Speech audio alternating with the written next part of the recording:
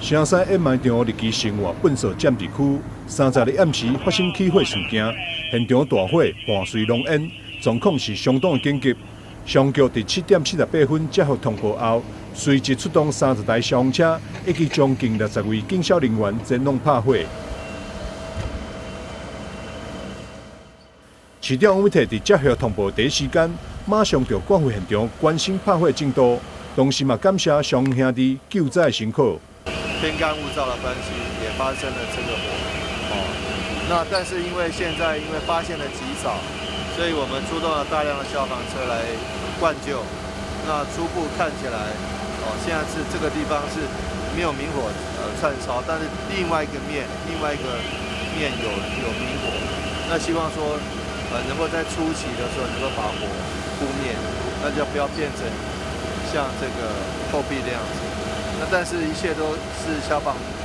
人員他們辛苦我們希望能夠把火家制除。環保局長許元哲講，城西掩埋場日期大約在1個月前嘛爆發生火警，伊研判這屆起火應該是1個月前火警延續，由佔地區糞掃塔較懸，第一站糞掃發覺3星驟起，加上近期拄到70多年來上熱秋天，氣候較乾而且高溫，造成內部殘火佫燒起來。這個站置的這個高度也相當高。底下的溫度，事實上它還是有發酵，有一些沼氣。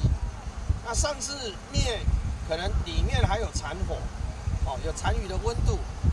那前幾天其實有一點點煙，我們也馬上發現了，我們同仁馬上發現，我們這邊有紅外線感測，我們這邊有比較完整的消防設備，雖然它是一個臨時的，但是我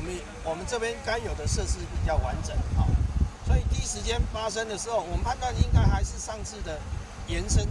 許元哲強調，現場已經動用怪手配合水線進行開挖，並甲破水降溫，必要時將會採取附托措施阻隔空氣。大概半小時，我看消防隊就已經很快把明火都已經把它熄滅了。那我們現在作業是還是要用同樣在烏樹林堂的做法，要挖除滅火、降溫、挖除，持續做這個工作，不然它那個還是有溫度在裡面，垃圾裡面有溫度，